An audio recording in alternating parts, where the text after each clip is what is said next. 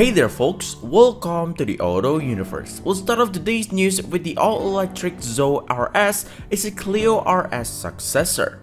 But before we get into the news, make sure you hit that like and subscribe button to keep you up to date with the latest auto news and reviews. Now, let's get right into the news.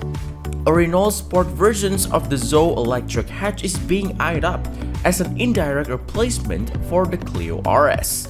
Bosses at the firm told us a successor to the hot Clio RS is no longer a viable business proportions, and that a hot ZOE is currently the favored option within the company to plug the gap.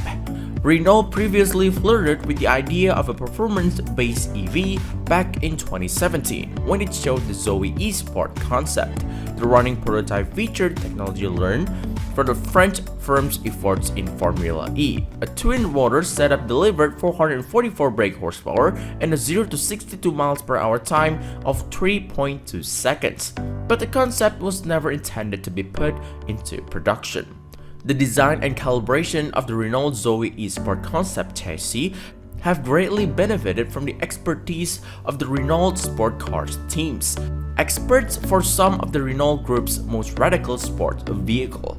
The quest for the highest level of dynamic performance guided their technical decisions. A tubular chassis created by TORK Engineering, double triangle suspension at the front and rear, 20-inch wheels, and OHLINS 4-way adjustable shock absorbers provide the Renault ZOE eSport concept with ultimate performance on the circuit. A production version wouldn't be quite this extreme, but a dual motor arrangement could be carried over.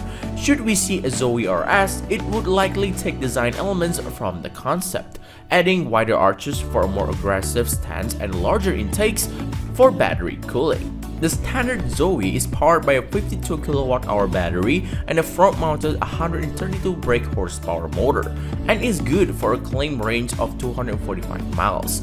A performance variant would naturally claim less range given the same battery size, especially if Renault punted for a dual-motor all-wheel drive setup, something we're yet to see in a compact EV.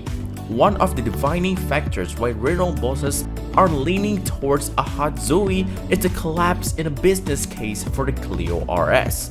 Kasai said ever-tighter CO2 emissions targets made bringing the vehicle to market at an affordable price is unachievable.